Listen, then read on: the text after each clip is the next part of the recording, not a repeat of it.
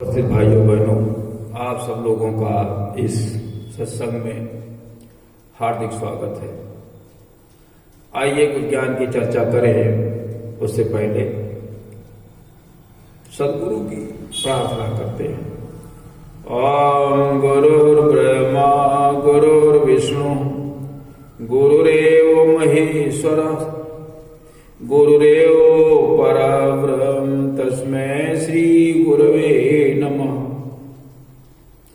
अखंड मंडलाकारं व्याप्तं येन चराचरं तत्पदं दर्शितं येन तस्मै श्री गुरवे नमः। मातृवत लालयित्री च पितृवत मार्गदर्शिका नमो अस्तु गुरुसत्तायै श्रद्धा प्रज्ञायुता चया। ओम श्री गुरवे नमः। भगवान श्री कृष्ण जी का ध्यान करें। ओम वसुदेव सुतं देवं कंस चाणूरमर्दनं देवकी परमानंदं कृष्णं वंदे जगद्गुरुम्। ओम श्री कृष्णाय नमः। सद्बुद्धि की देवी गायत्री का ध्यान करें। प्रकाश रूप परमात्मा के रूप में प्रार्थना करें कि हमारी बुद्धि को सन्मार्ग की ओर प्रेरित करें। ओम भूर्भुवः स्वः तत्सवितुर्वरेण्यं भर्गो देवस्य धीमहि धियो यो नः प्रचोदयात्। बोले वेद माता गायत्री की जय। त्रयंबकम भगवान का ध्यान करें। प्रकाश रूप परमात्मा के ही रूप में प्रार्थना करें कि सभी लोग निरोग रहें, इस वैश्विक बीमारी से सभी को मुक्ति मिले। ओम त्र्यंबकं यजामहि सुगंधिं पुष्टिवर्धनम् उर्वारुकमिव बन्धनान् मृत्योर्मुक्षीयमामृतात्। बोले त्र्यंबकम भगवान की जय हो। उपस्थित भाइयों बहनों, पिछले दिन हम सीताराम के विवाह की चर्चा कर रहे थे।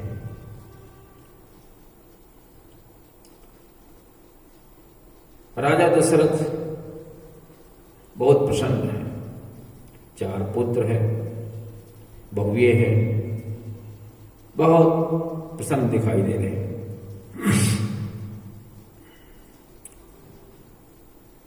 और ऐसा मालूम दे रहा है कि जीव की 4 अवस्थाएं होती हैं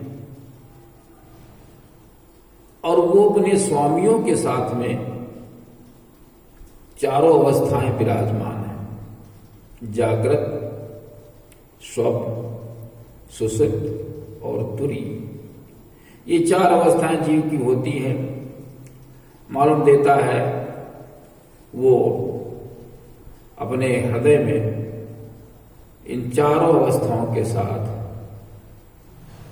उसकी चारों अवस्थाएं अपने स्वामियों के साथ में बैठी हुई है। इस प्रकार का वहां का वातावरण दिख रहा है। देख करके राजा दशरथ बहुत प्रसन्न है। मालूम देता है कि उनको बहुत बड़ी उपलब्धि मिल गई। धर्म, अर्थ, काम और मोक्ष, ये चारों चीजें प्राप्त हो गई। इनकी क्रियाओं के साथ में वो प्राप्त हो गई।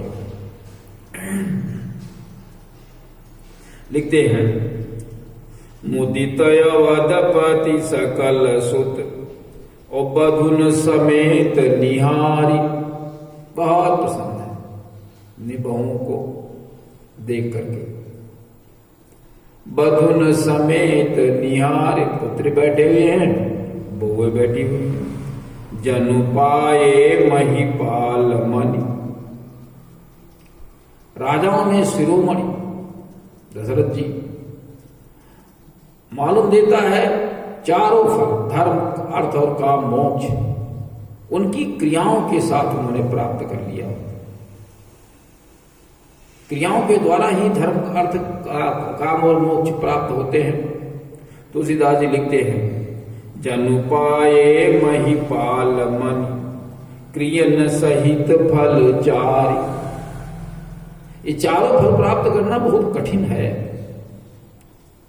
सभी को इसके लिए प्रयास करना चाहिए कि हमें चारों फल प्राप्त करें। धर्म पथ पर चलें और धर्म का पथ मजबूत कैसे होता है उसके लिए यज्ञ करना पड़ता है। यज्ञ क्रिया है। यज्ञो वै श्रेष्ठतमं कर्मम, सबसे श्रेष्ठतम कर्म क्या है? परमार्थ को अगर हम देखते हैं तो परमार्थ सबसे अधिक यज्ञ के द्वारा होता है और इतना अधिक होता है कि कहते हैं गीता में कि परमात्मा यज्ञ में ही प्रतिष्ठित है। तस्मात् सर्वगतम ब्रह्म यज्ञ, तस्मात् सर्वगतम ब्रह्म नित्यम यज्ञ प्रतिष्ठितम। परमात्मा यज्ञ में ही प्रतिष्ठित है। यज्ञ इस पूरे विश्व ब्रह्मांड की नाभि है। वेद में लिखा गया अयम यज्ञो विश्वस्य भुवनस्य नाभि। चारों वेद यज्ञ पर ही आधारित है। ये पूरी जो सृष्टि का क्रम चल रहा है ये यज्ञ द्वारा ही चल रहा है। तो धर्म की प्राप्ति कैसे होती है? यज्ञ के द्वारा होती है, श्रेष्ठ कर्मों के द्वारा होती है, परमार्थ के द्वारा होती है। और अर्थ कैसे प्राप्त होता है? अर्थ प्राप्त करने के लिए हमारे अंदर सद्भाव होना चाहिए, श्रद्धा होनी चाहिए। श्रद्धा एक क्रिया है, वो भी परमार्थ के द्वारा ही हो पाती है।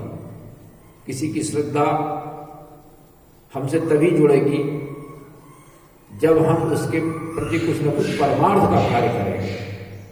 श्रद्धा अर्थ प्राप्त होता है। कामनाएं कैसे प्राप्त होती हैं? कामनाओं प्राप्ति के लिए हमें भगवान से जुड़ना पड़ता है। योग कहते हैं। योग के द्वारा हम कामनाओं की पूर्ति की, योग एक क्रिया है। भगवान से कैसे आप जुड़ेंगे? जब भगवान का काम करेंगे। और भगवान के काम करने के लिए आपको क्या करना पड़ेगा? समय दान और अंशदान करना पड़ेगा। जब हम समय दान और अंशदान करते हैं तो योग होता है भगवान से। जब हम उपासना साधना आराधना करते हैं तो भगवान से जुड़ते हैं तो हमारी कामनाओं की पूर्ति होती है। वैसे कामनाओं की पूर्ति नहीं होती। आप देखें मेहनत लोग खूब करते हैं लेकिन जैसे कि तैसे बने रहते हैं क्योंकि भगवान से जुड़े नहीं। गीता में लिखा गया नास्ति बुद्धि अयुक्तस्य न च अयुक्तस्य भावना न च अभावयता शांति अशांतस्य कुतः सुखम। सुख नहीं प्राप्त हो सकता है जब तक भगवान से हम जुड़ेंगे नहीं। तो योग एक क्रिया है। योग से हमें हमारी कामनाओं की पूर्ति होती है। और मोक्ष कैसे प्राप्त होता है? मोक्ष ज्ञान के माध्यम से प्राप्त होता है। जब ज्ञान को हम कर्म में बदल देते हैं तो हमें मोक्ष की प्राप्ति होती है। तो राजा दशरथ इन चारों पुरुषार्थों को प्राप्त कर लिया हो ऐसा उन्हें प्रतीत होता है उनकी क्रियाओं के सहित। जनक जी ने बारात की बड़ी सेवा की, बारातियों की बड़ी सेवा की, उत्तम भोजन की व्यवस्था की। राजा दशरथ बड़े प्रसन्न हुए उनकी सेवा के द्वारा। और जब प्रसन्न होते हैं कुछ श्रेष्ठ कार्य हो जाते हैं तो दान की प्रक्रिया चलती है। श्रेष्ठ ब्राह्मणों को दान दिया जाता है, विप्रों को दान दिया जाता है। अब आज सबसे इससे अच्छा समय क्या हो सकता है? चारों बेटों की शादी हो गई, श्रेष्ठ राजा की लड़कियों के साथ में शादी हो गई, जो उस समय सबसे श्रेष्ठ थे, जनक जी, उनकी लड़कियों के साथ में शादी हो गई। राजा जी बहुत प्रसन्न हैं। उन्होंने वशिष्ठ जी से कहा कि गायों को सजाकर दान किया जाए, श्रेष्ठ ब्राह्मणों को बुलाइए। गायों का दान किया जाता था। सबसे उत्तम जो दान है वो गायों का दान होता है। और ऐसे जो श्रेष्ठ लोग होते हैं, श्रेष्ठ ब्राह्मणों, जो श्रेष्ठ विप्र होते हैं, उनको दान दिया जाता है। क्यों? गायों के द्वारा जो दूध मिलता है, श्रेष्ठ गायें, अच्छी दूध देने वाली गाय, दूध जब होता है तो उनके शरीर में ताकत आती है और घी बनता है, यज्ञ होता है, ताकत होती है तो धर्म की स्थापना में काम करते हैं, परिवार के लोग दूध से अपना काम चलाते हैं। तो कहते हैं दशरथ जी वशिष्ठ जी से, श्रेष्ठ ब्राह्मणों को बुलाइए। क्या कहते हैं? अब सब विप्र बुलाई गोसाई। हे गोसाई, गोसाई का संबोधन वशिष्ठ जी के लिए। अब सब विप्र बुलाई गोसाई, देहु धेनु सब भांति बनाई। हर प्रकार से गायों को सजा करके दान किया गया। राजा दशरथ ने दान किया। और आए कौन कौन लोग? वामदेव अरो देव ऋषि वाल्मीकि जाबाली, आये मुनि बर निकर तब कौशिकादि तपशाली। कौन कौन लोग आए? वामदेव आए और नारद जी आए, देवऋषि नारद जी, वाल्मीकि, जाबाली, ये सब आए। जाबाली आए। और कौन आए? विश्वामित्र जी आए। और जो श्रेष्ठ मुनि वर थे, मुनियों में जो श्रेष्ठ थे, उनके समूह के समूह आए और सबको गायों का दान सजा करके क्या? उनके सींगों को चांदी से मढ़ा करके, सोने से मढ़ा करके, दोहन का पात्र दे करके, उनके ऊपर बढ़िया से वस्त्र डाल करके, इस प्रकार से श्रेष्ठ गायों का दान किया गया। जनक जी ने बहुत सा दहेज भी दिया। जैसी आम व्यवस्था है, लड़की जा रही है, परिवार में उसका कुछ अंश है, दिया जाए, दान दिया जाए, दहेज दिया जाए। तो बहुत सा दहेज दिया। अब उसका वर्णन क्या किया जाए? इसके बाद विदाई का समय आता है। माताएं रो रही हैं, बिलख रही हैं, लेकिन विदा तो करना ही है। लड़की की विदाई तो होनी ही है। तो वो आशीर्वाद देती हैं और कुछ सिखाती भी हैं। क्या सिखा रही हैं माता जी? सीता जी की माता क्या कहती हैं? होयहु संतति पियहि पियारी। हमेशा अपने पति की प्यारी बनी रहना, ऐसे कार्य करना, श्रेष्ठ कार्य करना। और चिरुवहि वात आशीष हमारी। तुम्हारा सौभाग्य अमर रहे, अचल रहे, बहुत दिनों तक सौभाग्यवती बनी रहो, ये हमारा आशीर्वाद। चिरुवहि वात आशीष हमारी, तुम सौभाग्यवती बनी रहो अनंत काल तक। और सास ससुर गुरु सेवा करेहू, और पति रुक लकिया यशवन सहरेहू। सास ससुर और गुरु की सेवा करना, बाकी सबकी करना सेवा, लेकिन इनकी विशेष करना, क्योंकि वृद्ध होते हैं, वृद्ध हो गए, बहू आ गई, वृद्ध हो गए, ज्यादा सेवा की आवश्यकता होती है। सास ससुर बहुत दिनों से इंतजार करते रहते हैं, तो सास ससुर और गुरु। अब आजकल क्या होता है, गुरु तो है ही नहीं, और सास ससुर की सेवा करना बहुत ही कष्टकारक लगता है। बहुत सी बहुएं आती हैं, आते ही आते अपना अलग व्यवस्था का काम शुरू कर देती हैं। चाय बना पी ली, खाना खा लिया, सास ससुर से कुछ पूछने मतलब नहीं। इस प्रकार ऐसा नहीं करना चाहिए। माता पिता बहुत आस लगाते रहते हैं अपने बेटे से, बहू से, उनको पूरा किया जाए। ये शरीर नश्वर है, आराम करोगे तो भी नष्ट होगा। काम करते रहो, काम आप करेंगे, अच्छा कार्य करेंगे, माता पिता का आशीर्वाद मिलेगा, आपका परिवार अच्छा चलेगा।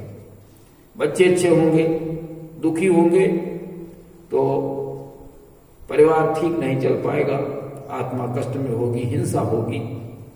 इसलिए सभी को अपने माता पिता ससुर की सेवा, सास ससुर की सेवा करनी चाहिए, गुरु की सेवा करनी चाहिए, अन्य पारिवारिक जनों की सेवा करनी चाहिए। तभी ईश्वर की कृपा मिल सकती है। ईश्वर की कृपा मिलने का ये एक रास्ता भी है। और पति रुख लखी, पति का रुख देख लेना पहले कैसा है। गुस्से में हो, शांत रहना, मत बोलना। पति आता है बाहर से, किसी आवेश में हो सकता है, कहीं से लड़ झगड़ सकता है, कोई परेशानी हो सकती है। उसका पहले रुख देखिए क्या है, उसके अनुसार थोड़ी देर में उसका रुख बदल जाता है।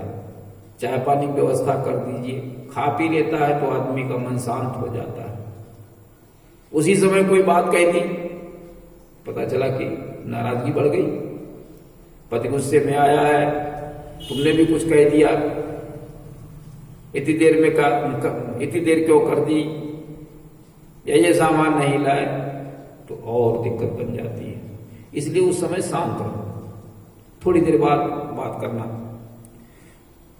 पति रुख लखी आयस निसरहु, रुख देखकर उनकी आज्ञा का पालन करना। ये माता सुनैना अपनी बेटी सीता और सभी लड़कियों को, सभी पुत्रियों को समझा रही है।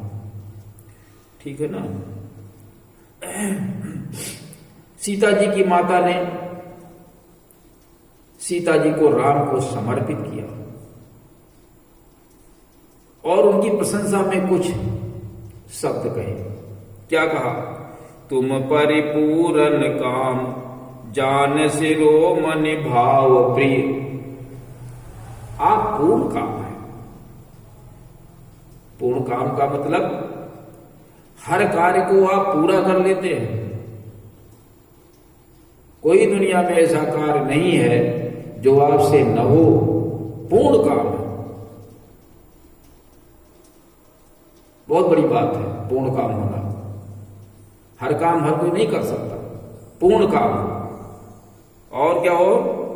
ज्ञान शिरोमणि, ज्ञान के शिरोमणि हो। सब कुछ तुमको पता है, सब कुछ पता रहता है। ज्ञान शिरोमणि, आपसे अधिक किसी को कोई जानता है। भाव प्रिय, और आपका जो आपको प्रिय क्या है? भाव प्रिय है, प्रेम आपको प्रिय है। और क्या है? जन गुण गाहक राम दोष दलन करुणायतन। और आप गुणों के ग्राहक हैं। ऐसे लोग जो गुणवान हैं वो आपको बहुत प्रिय है और दोषों का दलन करने वाले हैं। जो दुष्ट आत्माएं हैं उनको आप नष्ट भी कर सकते हैं। दुष्टता को नष्ट करने वाले हैं आप, दोषों को का दमन करने वाले हैं। कैसे? ज्ञान दे करके और समझा करके, सत्संग करके आप जो है दोषों को दूर करने वाले हैं। और करुणा यतन, और क्या है? और दया के धाम भी है। आपके अंदर सारी अच्छाइयां।